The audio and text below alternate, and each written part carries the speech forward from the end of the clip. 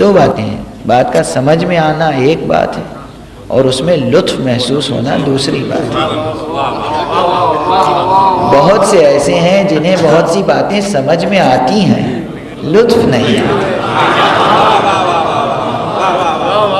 بہت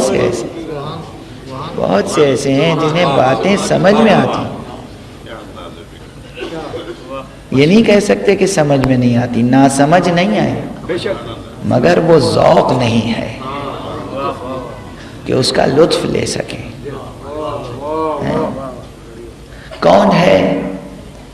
کون ہے جو رسول اللہ صلی اللہ علیہ وسلم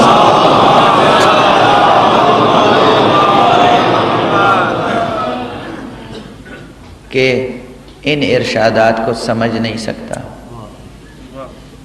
کہ مثلاً آپ نے فرمایا کہ النظر الی وجہ علی عبادت، علی کے چہرے کو دیکھنا عبادت ہے، اس میں مشکل کیا ہے؟